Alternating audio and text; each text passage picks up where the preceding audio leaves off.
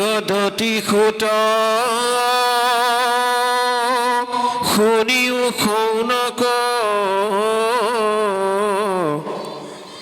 প্ৰমুখ্য ঋষি যতে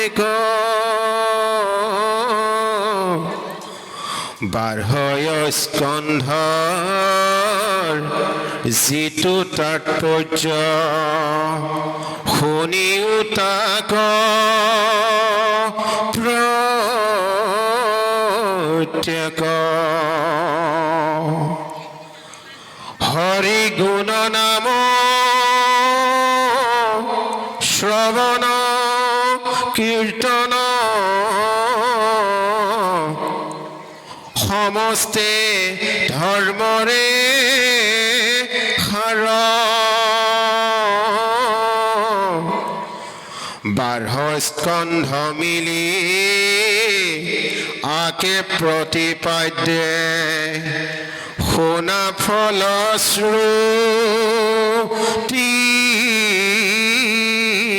তাৰ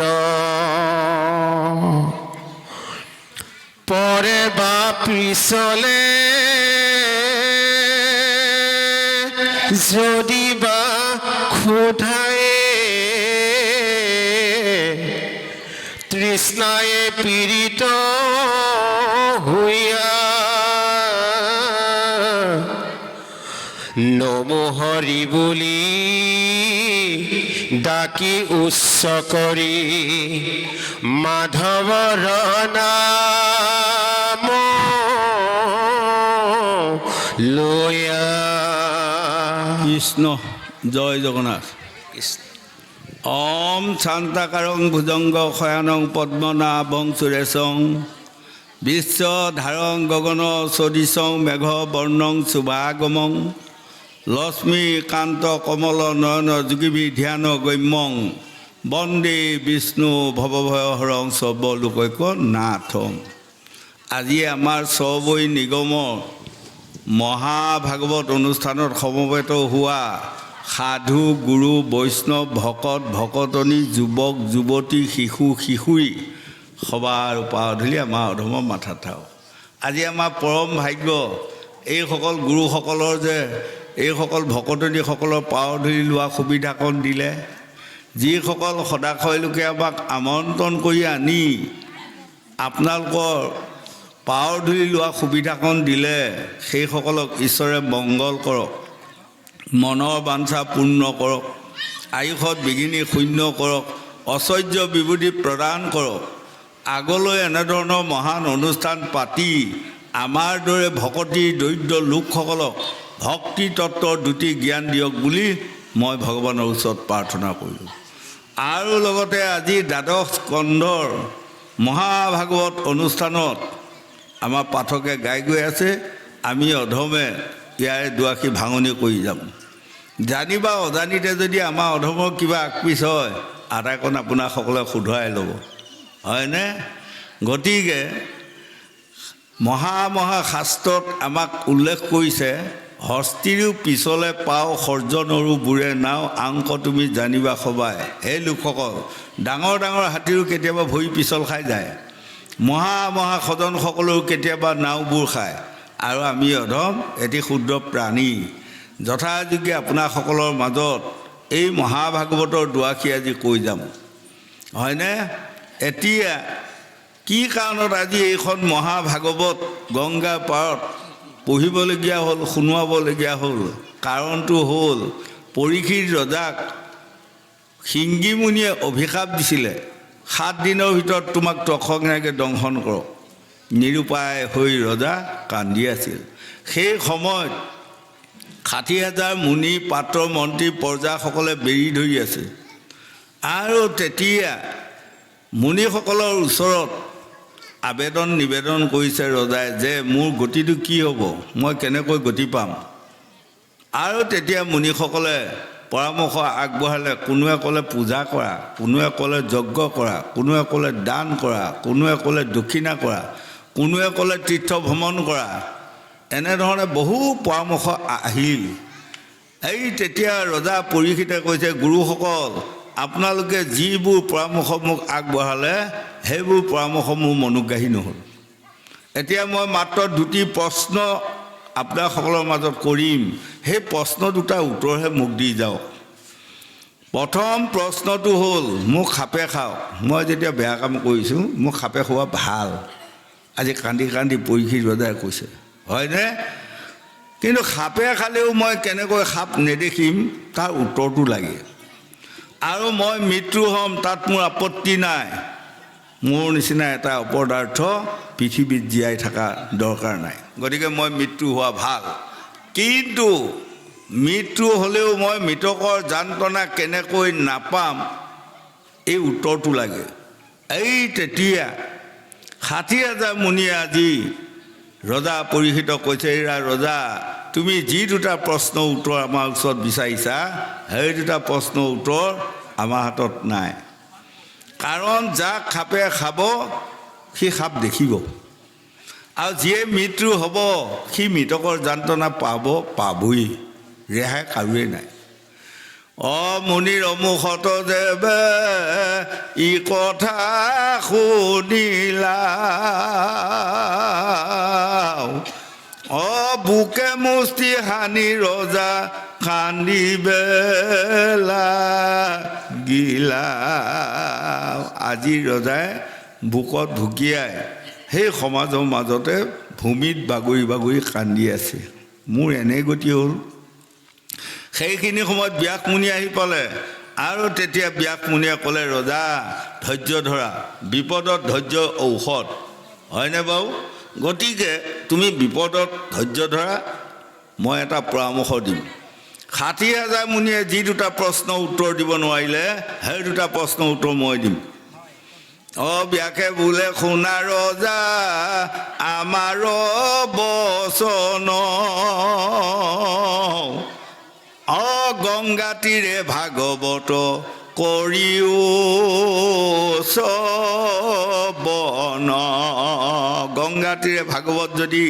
তুমি শ্ৰৱণ কৰি থাকা তেনেহ'লে তোমাক সাপে খাব সাপ নেদেখিবা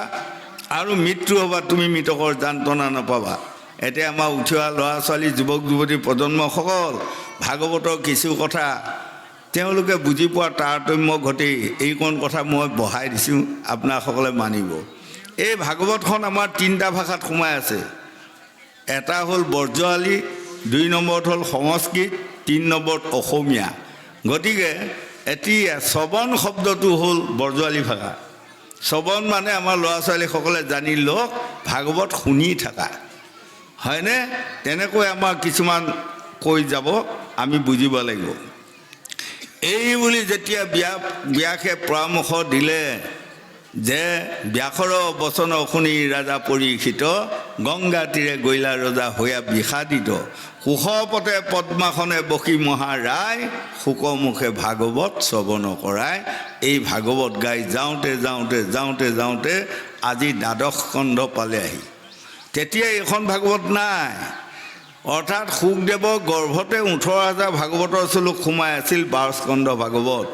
এই তাকেহে মানে পৰীক্ষিত ৰজাক কৈ আছে হয়নে গোসাঁইসকল নহয় বাৰু তেতিয়া এখন ভাগৱত আগত ল'বলগীয়া নাই এতিয়া যেনিবা আমি ভাগৱতখন আগত লওঁ আৰু এই গংগা পাৰত কৈ যোৱাৰ লগে লগে এয়া গ'ল এইকণ কথা মই অকণমান আগুৱাই দিছোঁ আপোনালোকক ১৪০৭ পৃষ্ঠাত শুকদেৱে পৰীক্ষিতক সুধিছিলে ৰজা তোমাৰ কিবা আৰু জানিবলগীয়া খাবলগীয়া ক'বলগীয়া শুনিবলগীয়া আছে নেকি তেতিয়া ৰজা পৰীক্ষিতে ক'লে এইখন পৃথিৱীত যি জানিলে জানিবলগীয়া নাই তাক জনা হৈ গ'ল আৰু দৰকাৰ নাই যি খালে খাবলগীয়া নাই তাক খোৱা হৈ গ'ল যি শুনিলে শুনিবলগীয়া নাই তাক শুনা হৈ গ'ল আৰু যি বুজি পালে আৰু বুজিবৰ বাকী থকা নাই সেইকণ জানা হৈ গ'ল হয়নে গতিকে আমাক কৈছে আজি পৰীক্ষিতে কোৱা মানে আমাক কৈছে এইখন পৃথিৱীত সকলোৱে আমি জন্ম লৈছোঁ সকলোকে কি লাগে সুখ লাগে শান্তি লাগে হয়নে বাৰু এইটোহে কিন্তু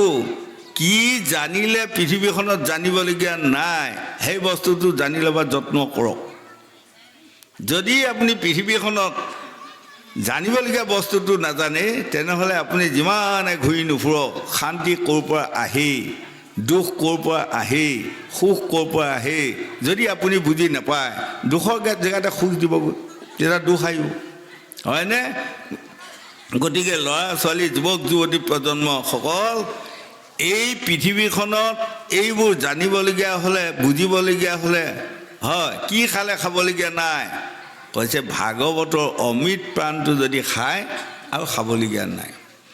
আৰু চলন ফুৰণ ৰীতি নীতি এই পৃথিৱীখনত 12 বছৰ বয়স হোৱাৰ লগে লগে আমাক কয় ডেকা আৰু গাভৰু এই ডেকা গাভৰু হোৱাৰ পৰা যদি জানে তেনেহ'লে এইখন পৃথিৱীত তেওঁ শান্তি পাব যদি নাজানে তেনেহ'লে দুখ পাব তেওঁলোকে জানিব লাগিব প্ৰথম 4টা ভয় সেইকাৰণে কৃষ্ণকান্ত সন্দিকৈ গ্ৰন্থৰ বাণীখনত লিখিছে এই 4টা ভয় যিসকলে মানি ল'ব পাৰিব সেইসকলে পৃথিৱীত সকলো কথা জানিব আৰু সেইসকলে সুখ মাতিব পাৰিব হয় কৃষ্ণকান্ত সন্দিকৈ মানে আমাৰ অসমৰ ভিতৰতে মহা শিক্ষিত মানুহ আছিল আজিলৈ তেনে শিক্ষিত মানুহ হোৱা নাই কলেজত পঢ়া ল'ৰা ছোৱালী ছাত্ৰ ছাত্ৰী আছে যদি তেওঁলোকে যদি সেইখন গ্ৰন্থ পঢ়িছে নিশ্চয় মই কোৱা কথাখিনি বুজি পাব হয়নে সেই কৃষ্ণকান্ত সন্দিকৈ অসমতে জন্ম 15টা ভাষা সলসলীয়াকৈ ক'ব পাৰে সলসলীয়াকৈ লিখিব পাৰে এজন শিক্ষিত মানুহ আছিল আৰু ছাত্ৰ ছাত্ৰীসকল মনত ৰাখিবা কৃষ্ণকান্ত সন্দিকৈয়ে 24 ঘণ্টাৰ ভিতৰত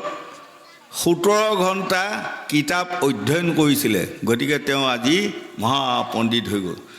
হয়নে এইকণ কথা জানি ল'বা ল'ৰা ছোৱালীসকলে যদি ফেচেলা ফেচেলি ফাঁকি ফকাকৈ 2 ঘণ্টা পঢ়ি খেদে সেইসকলে কেতিয়াও এই পৃথিৱীখনত জানিবা নাজানে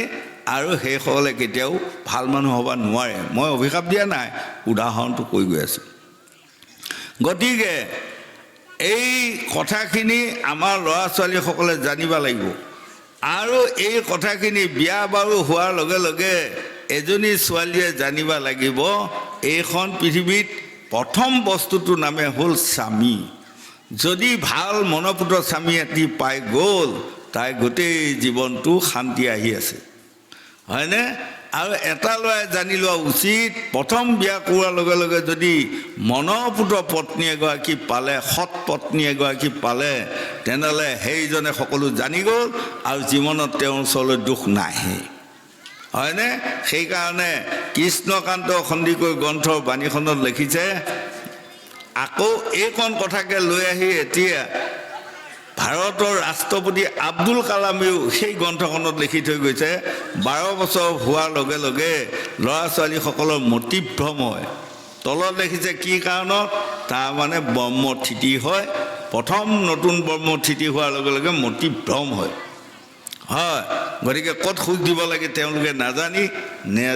নিদিয়া জেগাত খোজ দিয়ে আৰু মানে যাবলগীয়া জেগাত তেওঁলোকে পাহৰি পেলায় এই 12 বছৰ বয়সৰ পৰা 22 বছৰ বয়সলৈ মাজত এই 10টা বছৰ তেওঁলোকৰ কোনো ৰকমে ধৈৰ্য সহ্য ক্ষমা দয়া এই বুজি নাপায় হয়নে এই 10 বছৰ মাৰি মৰক যোৱাৰ পাছত 22 বছৰ প্ৰৱেশ হোৱাৰ লগে লগে তেওঁলোকৰ ধৈৰ্য আহে সহ্য আহে তাৰমানে ব্ৰহ্মটো থিৰ হয় ব্ৰেইনত থিৰ হোৱাৰ লগে লগে তেওঁলোকৰ ভাল জ্ঞান এটা আহে বুজিবা যত্ন কৰিব পৰা হয় হয় কিন্তু এই 10 বছৰ সেই সময়ত আব্দুল কালামে লিখি থৈ গৈছে সেই সময়ত যদি ল'ৰাই হওক ছোৱালীয়ে হওক 4টা ভয় যদি মানি চলে এই পৃথিৱীখনত তেওঁ বুজি পাব আৰু তেওঁ শান্তি পাব প্ৰথম ভয়টো হ'ল ল'ৰা ছোৱালীসকল মই এইটো কাম কৰিলে মোৰ পিতৃ মাতৃয়ে শুনিলে বৰ দুখ পাব গতিকে মই নকৰিম এই ভয়টো মানি লৈ 2 নম্বৰ ভয়টো হ'ল মই এইটো কৰ্ম কৰা শুনিলে মোক পঢ়ুৱা শিক্ষক শিক্ষয়িত্ৰীসকলে বৰ আঘাত পাব গতিকে মই এইটো নকৰিম 3 নম্বৰ ভয়টো হ'ল মই এইটো কৰ্ম কৰা শুনিলে সমাজে মোক নিন্দা কৰিব সকলোৱে গৰিহণা দিব হয় 4 নম্বৰ ভয়টো হ'ল মই এইটো কৰ্ম কৰা শুনিলে মোৰ গাত কলংকৰ দাগ বহিব সেই দাগটো মুচিব পৰা ক্ষমতা কাৰোৱে জীৱনত নাই হয়নে? ইয়াৰ পাছত বা ওলাবগৈ মই ক'ম। গতিকে আৰু দুনিয়াৰ সকলো সমাজে মোক ঘৃণনীয় কৰি নিন্দা কৰা হ'ব এই কলা দাগটোৰ কাৰণে। হয়, এই চাৰিটা ভয় যিসকল লোকে মানি চলে তাৰ পাছত সেইসকলে বুকু ফিন্দাই ক'ব পাৰিব এইখন পৃথিৱীত যলৈকে যাম ততে মই শান্তিৰ দোকানখন পাম। আৰু যিসকল লোকে এইখন নিয়ম নীতি শৃংখলা বজাই ৰাখিব নোৱাৰিলে সেইসকলে যোন পিনে যায় সেই পিনে তেওঁলোকৰ যাত্ৰা কণা লাগি ফুৰিব আৰু সংসাৰখনত অশান্তিহে দোকান সোপা পাই ফুৰিব, শান্তিৰ দোকানখন উলিয়াব নোৱাৰিব। এক। ২ নম্বৰত আমাক বুজালে এই ভাগৱতৰ দ্বাদশত কৃষ্ণ তেতিয়া পৰীক্ষিত ৰজাৰ এই কথাখিনি শুনি শুকদেৱে জানি গ'ল যে ৰজাই ব্ৰহ্মগতি পালে, হয়নে? বা তেওঁৰ ব্ৰহ্মজ্ঞান আহিলে। লগে লগে শুকদেৱ তাৰ পৰা গুচি গ'ল, গংগাৰ পৰা গুচি যোৱাৰ লগে লগে তক্ষকনাগে ঘূৰি আছে, কিন্তু গংগাৰ পাৰত এনেধৰণৰ ৰক্ষণাবেক্ষণা দিছে, জাঠি খেল খোল লৈ সকলোৱে হাজিৰ হৈ আছে। তাত যাতে সাপ এটা প্ৰৱেশ কৰিলেও সকলোৱে মাৰিব পাৰে, দেখিছেনে? তেনেকৈ আৰু দৰ্জা এখন দিছে, সেই দৰ্জাখনত 3জন দৌৰি আছে, তাৰমানে ৰেগুলাৰ 2জন তাত ফিটিং হৈ থাকিব, তাৰে এজন যোৱা জুই কৰি থাকিব পাৰিব। হয় গোসাঁই, ভালনে? বঢ়িয়া, ঈশ্বৰে কৃপা কৰক। এতিয়া সাপটো শিঙিবুনিয়ে কি বুলি দিছিলে? 7 দিনৰ ভিতৰত তক্ষকনাগে দংশন কৰক, আৰু যদি 7 দিনৰ ভিতৰত তক্ষকনাগে দংশন নকৰে নিজেই ভস্ম হওক। বৰ ডাঙৰ সাপ দিলে নহয়। এতিয়া তক্ষকনাগৰ হাহাকাৰ, হাই 7 দিন গ'ল, মাত্ৰ 2 দণ্ড পৰ বাকী আছে। গতিটো কি হ'ব? মই ভস্ম হৈ যাম এতিয়া, হয়নে? এই তেতিয়া তেওঁ ভাবিলে সাপ হৈ মই সোমাব পৰা ক্ষমতা ইয়াত নাই গংগাৰ পাৰত, গতিকে এজন বামন হৈ মই সোমাওঁগৈ। এই বামনৰ বেগ ধৰি গৈ দৌৰি কেইজনক ক'লেগৈ, হেৰা পৰীক্ষিত ৰজা বোলে বৰ গোটেই সৰু বয়স, কম বয়সৰ ল'ৰা, দেখাই শুনাই বৰ সুন্দৰ, হয়নে? কৈছে আমাৰ পৰীক্ষিত ৰজাৰ নিচিনা ৰূপৱান মানুহ পৃথিৱীত নাই বুলি ক'লেও ভুল নহ'ব, ইমান সুন্দৰ। আৰু গোটেই বয়স হোৱা নাই, গোটেই কম বয়স, কাৰণ 16 বছৰ বয়সতে বিয়া পাতি দিলে, হয়নে? আচ্ছা, পৰীক্ষিত ৰজাক বোলে আজি তক্ষকনাগে দংশন কৰিব হয় জানো? কিন্তু সেইটোৱে তক্ষকনাগ, হয়নে? কৈছে হয়। এতিয়া আমি সকলো প্ৰজাসকলে কিমান মানে যত্ন কৰি ৰাখি আছোঁ, মাত্ৰ আৰু 2 দণ্ড সময়। এই 2 দণ্ড সময় যদি আমি ৰাখি দিব পাৰোঁ তেনেহ'লে আমাৰ ৰজা বাচি গ'ল। কিমান আনন্দ তেওঁলোকে। হয়, এই আজিকালি যে ক্ৰিকেট খেলত জিকাৰ লগে লগে মানে ফটকা বজায়, হুলস্থুল কৰে, বোধহয় আৰু 2 দণ্ডত যদি পৰীক্ষিত ৰজা বাচি যায় সেই সময়ত ফটকা বজাই ধুমধুমাই থাকিব আৰু, হয়নে? কিন্তু এই তেতিয়া তক্ষকৰূপী বামনে ক'লে, মই ইমান মৰম লগা ল'ৰা যদি ৰজা, মই অকণমান মুখখন চাই আহোঁ। হয়, তেতিয়া দৌৰিকেইজনে ক'লে বিনা পাৰ্মিশ্যনত তাত প্ৰৱেশ কৰিবা নিষেধ, গতিকে তুমি বহা, আমি পাত্ৰ মন্ত্ৰী প্ৰজাসকলক সুধি আহোঁ। এই বুলি গৈ পাত্ৰ মন্ত্ৰী সকলোকে সোধা হ'ল, আৰু তেতিয়া পাত্ৰ মন্ত্ৰীসকলে কথাখিনি বুজি পাই শুনি ক'লে, হেৰা আকালৰ ভাত বিপদৰ মাত, নহয়নে? আকালত যদি কোনোবাই এসাঁজ ভাত কাৰোবাক খুৱায় চিৰ জীৱন মনত থাকে, আৰু বিপদত যদি কোনোবাই কাৰোবাক মাত লগায় চিৰ জীৱন মনত থাকে। গতিকে লৈ আহা, লৈ আহা, লৈ আহা। সবাৰ ৰুয়া দেখ পাই আগ বঢ়াই নিলা, অগুন্ধ পুষ্প ধূপ দীপে ঋষি পুজিলা। তেওঁ এজন গুণী জ্ঞানী শিক্ষিত পণ্ডিত ঋষি বুলি সকলোৱে আজি ধূপ ধূনা লৈ পূজা সেৱা কৰি আছে, কিন্তু সেইটোৱে যে তক্ষকনাগ বুজি পোৱা নাই, হয়নে? আৰু বসিবে আসন দিলা ৰজাৰ আগত, ৰজাৰ হাতে দিলামুনি ফুলৰ এক গোট, ৰজাৰ ওচৰতে যেতিয়া বহিবা দিল, পৰীক্ষিত ৰজাৰ মুখখন চাই চাই আজি তক্ষকনাগে কান্দি আছে, ৰাহৰ চকু পানী। সকলো ৰাইজে চাই তধা লাগিছে, বাহ এইজন বামন চোৱা সেই ৰজাটোৰ একেঠিয়ে মুখখন চাই ইমান কান্দি আছে হয় তাৰমানে তখন আগৰ চিন্তা বা ইমান সুন্দৰ ল'ৰা এটা মই কেনেকৈ খাম হয়নে আৰু নাখাম আৰু খন্তেক পাছত মই ভস্ম হৈ যাব লাগিব হয় এই বুলি নিৰুপায় হৈ আজি তখনকে কান্দি কান্দি নিজৰ পকেটৰ পৰা এটা ফুল লৈ ৰজাক দিলে আৰু ৰজাই হাত পাতি লৈছে ঐ অকালৰ ফুলকিটো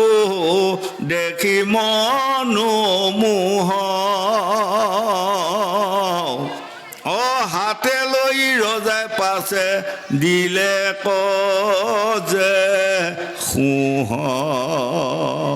ইমান ধুনীয়া ৰঙৰ ফুলটো দেখি ৰজাই ভাবিলে দেখাত যেতিয়া ইমান সুন্দৰ ইয়াৰ গুণটোতো আৰু সুন্দৰ হ'ব হয়নে লগে লগে তেওঁ খুহি দিয়াৰ লগে লগে কীৰ্তৰূপে তক্ষকনাগ তথাতে আছিলা ভয়ংকৰ মূৰ্তি ধৰি ৰজাক দংখিলা লগে লগে আজি ৰজাক দংশন কৰিলে হয়নে আজি লক্ষ লক্ষ প্ৰজাসকলে চাই আজি পৰীক্ষিতক ৰাখিব নোৱাৰিলে তেওঁৰ পত্নী ৰাণী সাৰদা ৰাণীয়ে মাত্ৰ স্বামী স্বামী বুলি সাবত মাৰি ধৰাৰ লগে লগে মাত্ৰ চাই অকণমান হাতত লাগি গ'ল ভস্ম হৈ গ'ল লগে লগে হয় গতিকে এইটো আমাক আজি দ্বাদশ স্কন্ধত এই কথাকণ বুজাই আছে গতিকে সেই লোকসকল পৰীক্ষিতো মানুহ আমিও মানুহ পৰীক্ষিতে যেনেকৈ চাই হৈ গ'ল আমিও এদিন সকলোৱে চাই হৈ যাব লাগিব দেহমাগত আমাক বুজাইছে হয়নে পৰীক্ষিত ৰজাকো 7 দিনৰ ভিতৰত তক্ষকনাগে দংশন কৰিলে আমাকো এই 7টা বাৰৰ ভিতৰতে তক্ষকনাগে দংশন কৰিব ৰেহাই কাৰণে বাৰটো বেলেগ বেলেগ হ'ব আমিও এদিন চাই হৈ গুচি যাম গতিকে এই মহাভাগৱতৰ জৰিয়তে যদি উঠি অহা যুৱক যুৱতী প্ৰজন্মসকল গুণী জ্ঞানী শিক্ষিত পণ্ডিত হয় তেনেহ'লে প্ৰথমে তেওঁলোকে কাক শান্তি দিব পিতৃ মাতৃক শান্তি দিব 2 নম্বৰত কাক শান্তি দিব গাঁওখনক দিব 3 নম্বৰত দেশকো দিব পাৰিব গতিকে ল'ৰা ছোৱালী যুৱক যুৱতী প্ৰজন্মসকল ভাগৱত শুনা এই ৰাম বিষয় অবাসনাই এৰি ভজিও কচিৰি হৰি অমানি লোৱা ভাগৱতৰ বাণী নহ'লে মনুষ্য জন্ম বিফলে খেদায়া হৈবা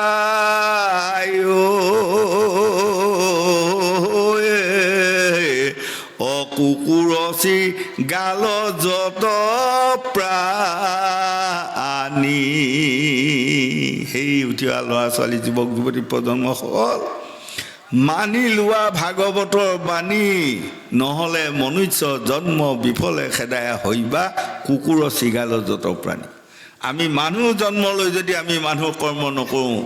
মানুহ জন্ম লৈ যদি আমি পিতৃ মাতৃক সেৱা কৰিবা চিনি নাপাওঁ মানুহ জন্ম লৈ যদি মই শহু শাহুৰক সেৱা প্ৰাৰ্থনা কৰিবা চিনি নাপাওঁ বা বোৱাৰীসকলে চিনি নাপায় হয়নে সদৌ শেষত নিজে গৈ কিহৰ জন্ম পাম কুকুৰ চিগাল গাহৰি গৰ্ভত জন্ম লৈ 20টা বৰকচু খাই ফুৰিব লাগিব বুলি মহাভাগৱতে আমাক সিদ্ধান্ত দিলে গোবিন্দ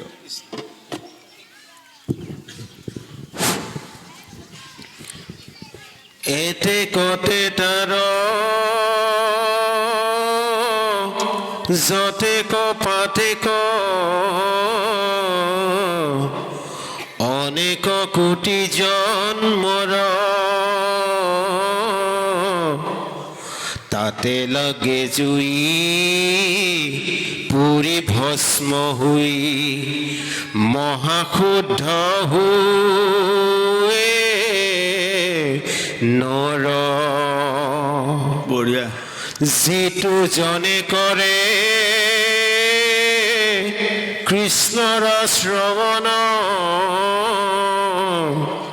কৃষ্ণৰ কৰি কীৰ্তন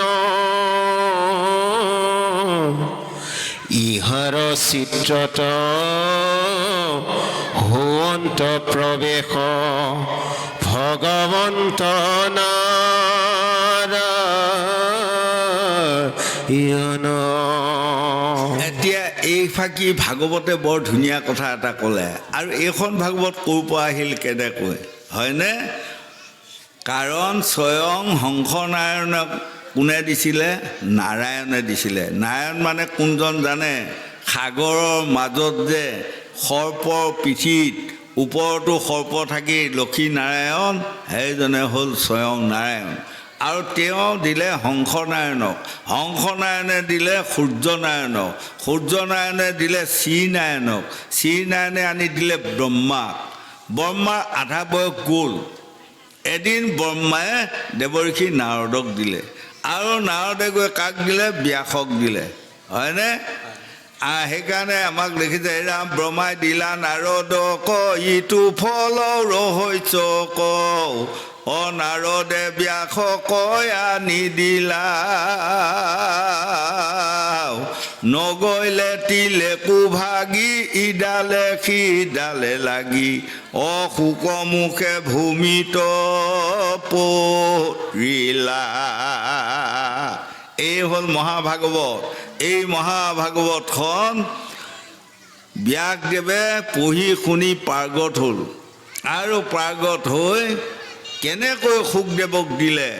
হয় তেতিয়া তেওঁ এজন ভাল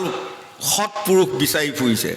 সৎপুৰুষ এজনক যদি মই এইখন ভাগৱত কওঁ পৃথিৱীত প্ৰচাৰ কৰিব সেই বুলি ব্যাসদেৱে চিন্তা কৰি থকাৰ লগে লগে এজনী ফেঁচা বা এটা ফেঁচাই তেওঁৰ মুখত সোমাইছিল তাৰমানে গৰ্ভত আৰু শিৱৰ ত্ৰিশূলে তেওঁক মাৰিব গ'লে এই তেতিয়া ত্ৰিশূল পাতে কৈছিলে যে তুমি ওলাই আহা তোমাক বধ কৰিব লাগিব কাৰণ বাবাৰ আদেশ তাৰমানে শিৱ বাবাৰ আদেশ এই তেতিয়া কৈছিল তুমি কিমান দিন ৰখিবা কৈছে মই 18 বছৰ ৰখিম হয় নেকি তেনেহ'লে মই 18 বছৰ গৰ্ভত থাকিম গতিকে 18 বছৰ ত্ৰিশূলডাল যেতিয়া গুচি গ'ল 18 বছৰ এদিন হোৱা দিনা ব্যাসদেৱে মানে শুকদেৱক জন্ম দিয়াইছে আৰু জন্ম দিয়াই তেওঁক মানে কাপোৰ কানি পিন্ধাব গা ধুৱাব এই বুলি মানে ভাবাৰ লগে লগে তেওঁ যে 18 বছৰ গৰ্ভত আছিলে নিমিষ পৰৰ ভিতৰতে 18 বছৰীয়া সুন্দৰ ডেকা ল'ৰা এটা হৈ তাৰ পৰা দৌৰ ল'লে আৰু ব্যাসদেৱে পাছে পাছে দৌৰি গৈ এডাল ডাঙৰ গছৰ তলত সৰোবৰৰ পাৰত মানে শুকদেৱ ৰৈ চাই আছে আৰু সৰোবৰতে গন্ধৰ্বৰ হাজাৰ বিজাৰ অপেশ্বৰাসকলে আহি পাৰত কাপোৰ থৈ উলংগ থৈ তাত গা ধুই আছিল যেতিয়া শুকদেৱক পাৰত দেখি সকলো ছোৱালীসকল উঠি আহিলে কিন্তু কাপোৰ পিন্ধিব পাহৰি গ'ল তাৰমানে একেঠিয়ে চোৱাৰ লগে লগে শুকদেৱৰ ৰূপটো এনেধৰণৰ ধুনীয়া ৰূপ সকলোৱে মন মোহা ৰূপ আৰু সকলোৱে আগুৰি চাই আছে সেই সময়ত যেতিয়া ব্যাসদেৱ পালেগৈ লগে লগে ব্যাসক দেখি শুকদেৱ তাৰ পৰা দৌৰ ল'লে তেতিয়া ব্যাসে সুধিছিলে হেৰা ছোৱালীসকল ইমান সুন্দৰ 18 বছৰীয়া ডেকা ল'ৰা এটা উলংগত হৈ আছে তোমালোকে আগুৰি চাই আছা তোমালোকৰ লাজ নালাগিল মই বয়সস্থ মানুহটোক দেখি কিহৰ লাজ লাগিল এই তেতিয়া ছোৱালীসকলে ক'লে সেই ল'ৰাটোৰ গাত মায়া নাই গতিকে আমাৰ লাজ লগা নাই আপোনাৰ গাত মায়া আছে গতিকে আমাৰ লাজ লাগিল হয়নে সেইখিনিৰ পৰা ব্যাস গুচি আহিল আৰু ব্যাসক কোনোদিনে নাপালে শুককো ব্যাসে নাপালে সেই পৰীক্ষিতক অভিশাপ দিয়া দিনাহে তেওঁলোকে মানে পিতৃ আৰু পুত্ৰই লগ হৈ আজি গংগাৰ পাৰত পৰীক্ষিত ৰজাক শুকদেৱে ভাগৱত শুনাই আছে তাকো ব্যাসক শুকদেৱে কৈছিলে মই 7 দিন ভাগৱত শুনোৱাব নোৱাৰিম মোৰ গৰ্ভত 18,000 ভাগৱতৰ শ্লোক আছে সত্য বোলে কাৰণটো তাৰমানে কলি লোকসকলে এজনী গাই খীৰাওঁতে যিমান সময় থাকিব সিমান সময়ে ভাগৱত শুনাৰ ধৈৰ্য থাকিব তাৰ ওপৰত ধৈৰ্য নাথাকে হয় এতিয়া প্ৰমাণ তাৰ এটা প্ৰমাণ খুব বেছি 2.5 ঘণ্টা চাপ পিটি মানুহে একান্ত চিটে আছে 2.5 ঘণ্টা পাৰ হোৱাৰ পাছত দেখিব পিলিং পালাং চুলুং চালাং মানুহবোৰ আহিব প্ৰমাণ আছে এইবোৰ হয়নে যেনিবা ব্যাসৰ পিতৃৰ আদেশ পালন কৰি গংগা পাৰত আজি শুকদেৱে পৰীক্ষিতক এই মহাভাগৱত শুনোৱাই আছে সেইটোকে আমাক দেহমাৰ্গত দেখুৱালে পৰীক্ষিত দেখাত সেইজন পৰীক্ষিতক এতিয়া কৈ আছে ভাগৱতে শুকদেৱে সাৱধান হৈ শুনাৰ ৰজা এতিয়া সাৱধান হৈ শুনিবা পৰীক্ষিত আছে জানো আজি নাই আপোনালোকে চবৈ নিগমৰ আজি সকলো শিশুৰ পৰা বৃদ্ধ বৃদ্ধালৈ চাওক আপোনালোকে প্ৰত্যেকে নিজে নিজে একোটি একোটি ৰাজা পৰীক্ষিত হয়নে নহয় কওক হয়নে পৰীক্ষিতকো 7 দিনৰ ভিতৰত তখক নাকে দংশন কৰিলে আমাকো কৰিলে এতিয়া চাওকচোন বাৰু কি ধুনীয়া সমাজখন হাজাৰ বিজাৰ লোকসকল আহি আছে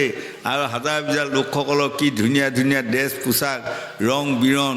আৰু আমাৰ আই মাতৃসকলো চাওক কিমান ধুনীয়া ৰূপৱান ৰূপৱতী উৰা পিন্ধা ধুনীয়া হয়তো কোনোবা বিউটি পাৰ্লাৰ পৰাও আহিছে নেকি তাৰো অন্ত নাই হয়নে ঠিক নাইতো গতিকে দেখাই শুনাই কিমান সুন্দৰ হাই হাই এই সোপা মানুহ এতিয়া ক'বা বেয়া লাগিছে নকলেও নহয় এই সোপা মানুহটো এদিন মৰিবই আৰু চব হয়নে নহয় কওক ময়ে বা আপুনি তেওঁ বা তেখেতে কোনোবা এইখন পৃথিৱীত থাকিব পাৰিব নোৱাৰে দুদিনীয়া বেঙেনা বাৰী বেঙেনা যাব গা জোকাৰি এইখন পৃথিৱী কাৰো পৈতৃক সম্পত্তি নহয় আমি এদিন সকলোৱে যাব লাগিব কিন্তু যোৱালৈ থকা দিনকেইটা সুনাম অৰ্জন কৰি থৈ যাওক ল'ৰা ছোৱালীসকলে ভাল কৰ্ম কৰি থৈ যাবা শিকক হয়নে তেতিয়া আপোনালোকৰ গুণটো ইয়াত পৰি ৰ'ব আজি বহু হাজাৰ বছৰ আগৰ 100 বছৰ আগৰ পণ্ডিতসকলৰ আজি আমি নাম লৈ আছোঁ কিহৰ কাৰণে গুণ তৈয়াৰ কৰি থৈ গ'ল গতিকে